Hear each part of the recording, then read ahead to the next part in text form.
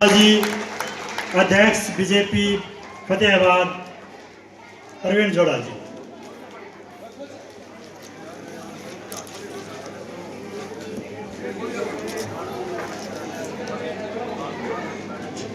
भारत माता की। भाई ये बच्चों की तो आवाज आ रही है, लेकिन भारत माता तो सबकी माता है, बुजुर्गों की, नौजवान साथियों की, अध्यापकों की, सारे जो मंच पर मौजूद लोग बैठे हैं उन सबकी माता है। तो भारत माता की जयकारा इतनी जोर से लगाएंगे, भारत माता की, भारत माता की। आज इस सिंथड़ा गांव के युवा सरपंच सुधीर जाखड़ जी, ये आज से कुछ दिन पूर्व जिला कार्यालय भारतीय जनता पार्टी के हमारे जिला के कार्यालय में फतेहाबाद आए थे और मेरे जिला अध्यक्ष बनने पर स्वागत करने हेतु तो मैंने देखा भी ये शायद कोई हमारा युवा मोर्चे का कार्यकर्ता है, बालक है, कहाँ गए ये बालक है, जैकेट पहन रखी थी इन्होंने। लेकिन जब मुझे बताया गया कि ये सिंथड़ा गांव के सरपंच है तो मुझे वास्तव में बड़ा गर्व हुआ कि सिंथड़ा गांव के लोग कितने आगे बढ़े हुए हैं, जिन्होंने एक ऐसे नौजवान बच्चा जो अभी मुझे इन्होंने बताया कि बीए फाइनल में पढ़ रहे हैं, स्टूडेंट हैं, और गांव का सरपंच बनाया इन्होंने। ये है जो आदरणीय मनोहर लाल जी ने जो पढ़ी लिखी पंचायतों का सिलसिला शुरू किया था, उसी का परिणाम है कि आज हमारे गाँवों को ऐसे पढ़े लिखे युवा नौजवान जिनकी सोच बड़ी विशाल है, जो बहुत आगे की सोचते हैं, शिक्षा के बारे में सोचते हैं, गांव को आगे बढ़ाने की सोचते हैं, ऐसे युवाओं को सरपंच बनने का अवसर मिल रहा है और ये सरपंच बन रहे हैं। मैं आपके पूरे गांव को इस बात के लिए बधाई देता हूं कि आपने बड़ा ही काबिल सरपंच चुना है। एडवोकेट सुभाष खिचड़ जी जो जिला परिषद चेयरमैन श्रीमती सुमन खिचड़ जी के प्रतिनिधि है, और उन्होंने अभी अभी 11 लाख रुपए जिला परिषद की ओर से देने की यहाँ कब्रों की घोषणा की है। मैं इनका भी हार्दिक आभार व्यक्त करता हूँ। इन्होंने शिक्षा की बुनियादी जरूरत को समझा और समझ के तुरंत उस पर एक्शन लेते हुए यहाँ 11 लाख रुपए देने की घोषणा करी। गगन गोदारा जी, इन्होंने भी अभी जो आपके इस वार्ड से जिला परिषद में पार्षद है, डॉक्टर मनदीप योगी जो गोरखपुर गांव से सरपंच भी हैं और हमारे मंडल के अध्यक्ष हैं, और बड़े ओजस्वी और बड़े ही अच्छे शब्दों में अभी इन्होंने बताया था कि किस प्रकार से इन्होंने अपने गांव के अंदर गांव वासियों को प्रेरित किया है कि वो अपने बच्चों को सरकारी स्कूल में पढ़ाएं, सरकारी स्कूल में एडमिशन कराएं।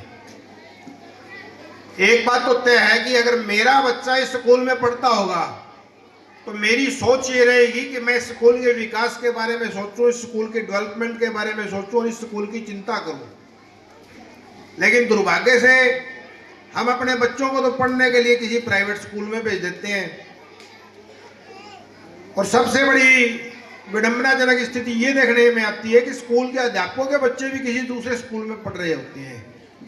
लेकिन हम सब प्रण कर लें इस बात के लिए कि हम अपने बच्चों को इसी गांव के सरकारी स्कूल में पढ़ाएंगे तो सरकारी स्कूल भी किसी प्राइवेट स्कूल से ज़्यादा अच्छा स्कूल बन सकता है। अभी मैं आज सुबह का अखबार देख रहा था, आप सब ने भी भास्कर अखबार देखा होगा।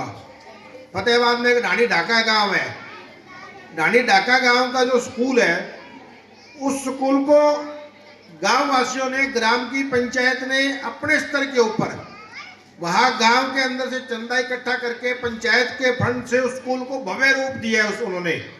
उसकी वहाँ गांव के स्कूल, पूरे स्कूल के अंदर जो लाइन मेंटेन किए हैं, स्कूल के अंदर सीसीटीवी कैमरे लगाए हैं, स्कूल के अंदर 4-5 चौकीदार भी नियुक्त किए हैं। स्कूल में कौन आ रहा है, स्कूल से कौन जा रहा है, इस बात का वहाँ चौकीदार जो है रिकॉर्ड मेंटेन कर रहा है। बच्चों की पढ़ाई के लिए जितने अध्यापक सरकार ने प्रोवाइड करवा रखे हैं वो अध्यापक तो है ही, साथ के साथ ही उन्होंने प्राइवेट अध्यापक, जैसे जो प्राइवेट स्कूल में पढ़ाने वाले अध्यापक होते हैं, अच्छे क्वालिफाइड होते हैं, वो भी और बहुत कम पैसों में वो उपलब्ध हो जाते हैं। ऐसे इस प्रकार से उन्होंने गांव के स्कूल को ही एक प्राइवेट स्कूल से भी ज़्यादा अच्छे तौर पे रूप दे के उन्होंने स्कूल को काम किया है। अभी कुछ दिन पूर्व हमारे जो अभी पंचायती राज मिनिस्टर है महिपाल ढांडा जी, उनके साथ एक स्कूल में जाने का अवसर मिला था। मुझे गांव का नाम नहीं ध्यान में आ रहा। जब मैं उस गांव के स्कूल में गया तो मुझे पहली बार में ये आभास हुआ कि शायद मैं कोई जो ये कंपनियां हैं डीएवी जैसी ऐसी संस्था से एफिलेटेड ये स्कूल होगा और प्राइवेट स्कूल होगा। लेकिन जब बाद में मुझे पता लगा कि ये प्राइवेट स्कूल है, ये सरकारी स्कूल है और गांव के लोगों ने ही अपनी मैनेजमेंट से, गांव के लोगों ने बकायदा एक टीम बना रखी है, गांव के सरपंच ने 10-12 लोगों की, वो उसकी देखभाल करती है और वो अपने स्तर पर ही उसके लिए पैसा एकत्रित करते हैं और अपने बच्चों को तो वहाँ पढ़ाते हैं, आसपास के गाँवों को, उनके लोगों को भी प्रेरित करते हैं कि वो बच्चे उनके यहाँ स्कूल में पढ़े। तो वास्तव में स्कूल बड़ा, मैं उसका पता करके मैं महिपाल ढांडा जी से बात करूँगा और मैं ऐसी कोशिश भी करूंगा कि अपने यहाँ आसपास के जो सरपंच है उनको स्कूल में विजिट भी करवा के लाएं, ताकि वो स्कूल देखे और उससे प्रेरणा लेकर वो अपने यहाँ के स्कूलों को भी उसी प्रकार से डेवलप करने की कोशिश करें।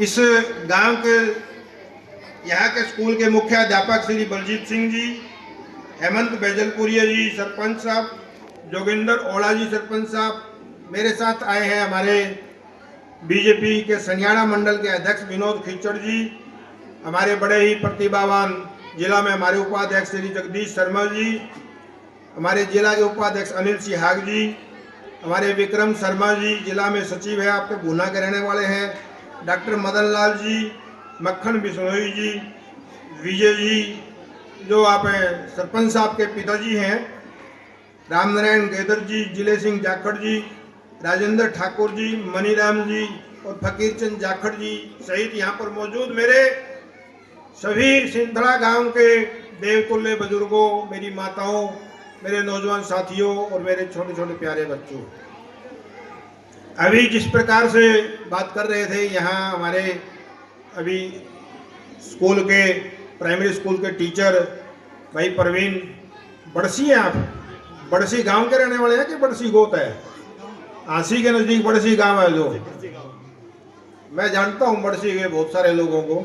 इसी प्रकार से ये बड़े प्रखर है जैसे ये प्रवीण जी है। जिस तरीके से इन्होंने इस गांव के बिल्डिंग की बात रखी, इससे अच्छे तरीके से आप मांग पत्र देके भी शायद नहीं रख सकते थे और वास्तव में इन्होंने इनकी मांग ने प्रभावित किया।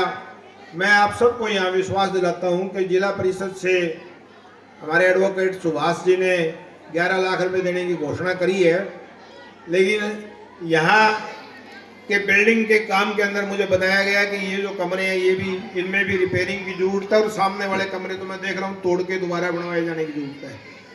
तो इनमें कोई फंड की कमी नहीं रहने दी जाएगी, चाहे हमें यहाँ भाई सुभाष जी को आग्रह करके इनका जिला परिषद का बजट बढ़वाना पड़े या हम इसको डी प्लान से बाकी पैसा दिलवाने का काम करेंगे।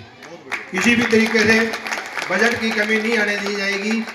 दूसरी बात, इन्होंने अपने ही गीत के माध्यम से दूसरी बात बताई कि किस प्रकार से यहाँ स्टाफ की कोई कमी नहीं है। तो मेरे पिता तुल्य बुजुर्गों, नौजवान साथियों, थोड़ा समय, आज से कुछ समय पहले का वो ध्यान करो, जब स्कूलों के लिए दीवारें तो खड़ी होती थी, कमरे भी खड़े होते थे, लेकिन पढ़ाने के लिए मास्टर नहीं हुआ करते थे। ये आदरणीय मनोहर लाल जी ने जो बिना खर्ची पर्ची के नौकरी देने का काम शुरू किया, आज उसी का शायद ये परिणाम है कि आज ये स्कूल है, बच्चे हैं, तो स्टाफ की भी कोई कमी नहीं है।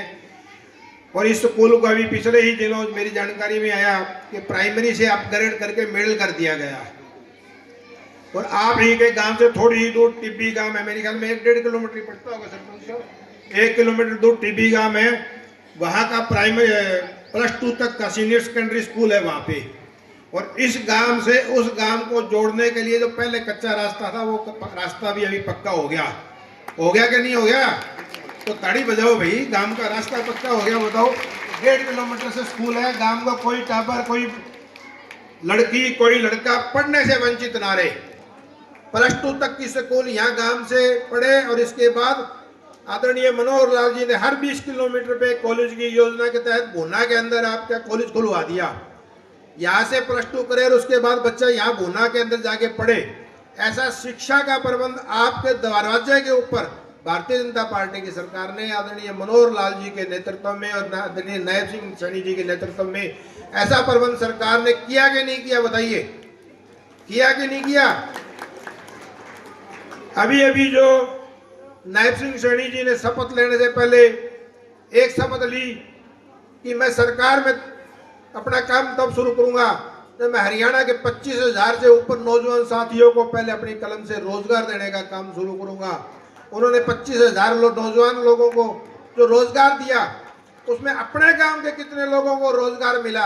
हाँ जी, 6 लोगों को, 6 ऐसे बच्चों को अपने काम से रोजगार मिला। बताओ, किसी खर्ची पर्ची की जरूरत पड़ी किसी किस्म की? उनमें से कोई नौजवान साथी यहाँ बैठे हैं तो बताएं, मैं सार्वजनिक रूप से पूछ रहा हूँ। उसको पैसा वापस दिलवाने का काम तो करूंगा और उस पैसा लेने वाले को जूत पड़वाने का काम भी मैं करूंगा, यहीं से करूंगा।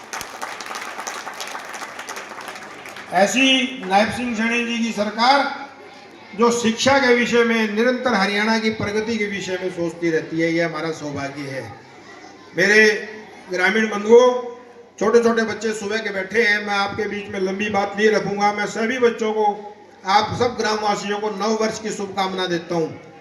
नव वर्ष विशेष तौर पे जो हमारा हिंदू कैलेंडर के अनुसार विक्रमी नव वर्ष हुआ स्टार्ट, उसके साथ साथ बच्चों के लिए भी, क्योंकि आज 31 मार्च है, कल से इनका नया सेशन स्टार्ट हो जाएगा, नई क्लास होगी, नई किताबें होगी, सब कुछ नया होगा। इनके अध्यापक भी शायद इनको पहले दूसरे पढ़ाते होंगे, अब दूसरे पढ़ाने आ जाएंगे। लेकिन यह आप सब बच्चों से मैं आह्वान करता हूँ कि यहाँ अभी खेल में भी कुछ बच्चे ऐसे हैं जो विशेष प्रतिभा लेकर, विशेष उपलब्धि लेकर यहाँ आए हैं, उनको भी अभी सम्मानित किया जाना है। मैं आप सबको एक निवेदन करता हूँ कि आप अपने बच्चों को पढ़ाई के साथ साथ खेल के लिए जरूर प्रेरित करें, क्योंकि खेल ही एक ऐसी चीज़ है जो नशे की महामारी से हमारे बच्चों को बचा सकती है, नशे जैसी बुराई से हमारे बच्चों को बचा सकती है। यह आज हमारे समाज का बहुत बड़ा दुर्भाग्य है कि नशा हमारे नौजवान साथियों के, नौजवान बच्चों के जीवन में घटता जा रहा है। और इसके लिए हम केवल और केवल सरकार पर निर्भर नहीं रह सकते, हमें सामाजिक चेतना भी लानी पड़ेगी, हम सबको खुद भी जागृत होना पड़ेगा।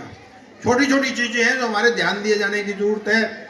आजकल मैं देखता हूँ कि गाँवों में, ना केवल गाँवों में, शहरों में भी मैं देखता हूँ कई स्थान पर नौजवान बच्चे, छोटे छोटे बच्चे होते हैं, कोई 8वीं 9वीं 10वीं, कोई कॉलेज का विद्यार्थी भी हो सकता है, कोई +1 +2 में पढ़ने वाला, पार्ट 1 पार्ट 2 में पढ़ने वाला, हुक्का उसके हाथ में होता है या रखा होता है, हुक्के को पी रहा होता है। फिर मेरे गांव के बुजुर्गों, जिनको आप सब लोगों को, जिनको हुक्के की लत पड़ी हुई है, हुक्का पी रहे हैं, बहुत अच्छी बात है, कोई बात नहीं, आपने अपना जीवन जी लिया। लेकिन इन छोटे बच्चों को हुक्के की आदत मत डालो, चाहे हुक्का हो या तम्बाकू किसी भी किस्म का हो, नशा तो नशा है। कई बार इस बात से बचाव के लिए कहते हैं ये हुक्का हमारी हरियाणवी संस्कृति का प्रतीक है। नहीं है, हमारी हरियाणवी संस्कृति का प्रतीक तो दूध दही का खाना है। बच्चों को अच्छा दूध दही का खाना खिलाओ और कम से कम इन अपने बच्चों को हुक्के से और ऐसी बुराइयों से दूर रखो, तम्बाकू से दूर रखो। आज जो बच्चा हुक्का पी रहे हैं, वो कल बच्चा जब यहाँ से निकलेगा, अपने घर से बाहर जाएगा तो सिगरेट भी पिएगा, बीड़ी भी पिएगा। और जब सिगरेट बीड़ी पीने की आदत होगी ना, तो वो यूनिवर्सिटी में बच्चा पढ़ने जाएगा तो भाई आजकल वो दूसरी किस्म की सिगरेटें आ रही हैं, जिनका पता नहीं क्या क्या चीज़ें उन चीज़ों में होती है, वो सिगरेट की आदत भी पड़ जाएगी। प्रारंभ जो शुरुआत होता है वो यही से होता है। बुराई तो बुराई है, उस बुराई से हमें सबको बचना चाहिए। और मैं इस बात के लिए आप सबका साधुवाद देता हूँ। मुझे बड़ा अच्छा लगा जब अपने स्कूल की छोटी छोटी बच्चियाँ यहाँ बुराई के खिलाफ, हम सबको, नशे के खिलाफ हम सबको प्रेरित कर रही थी। हम सबको इन बच्चों से भी प्रेरणा लेनी चाहिए। मैं आप, क्योंकि बच्चे सुबह से बैठे हैं, आप सबके बीच में ज़्यादा समय ना लेता हुआ, मुझे जिला अध्यक्ष बनने के पश्चात पहली बार मुझे ऐसा लगता है कि मैं बहुत सारे कार्यक्रमों में गया हूँ, बहुत सारे लोग फतेहाबाद आए हैं जिन्होंने मेरा अभिनंदन किया, हमारे सभी के सभी मंडलों में भी मैं गया हूँ। लेकिन आज जितना आनंद और जितना सुकून मैं आज यहाँ सिंथड़ा गांव के इस सकून में आकर महसूस कर रहा हूँ, ऐसा सुकून मुझे आज तक नहीं मिला, ऐसा आनंद मुझे आज तक नहीं मिला। इस सब के लिए मैं आपके सरपंच साहब, युवा सरपंच साथी, मेरे बेटे जैसे हैं, सारे गाँव वालों ने मिलकर इसका रिश्ता भी देखना है, ढूंढना पड़ना है। तो आपका बहुत बहुत आभार। हो गया रिश्ता।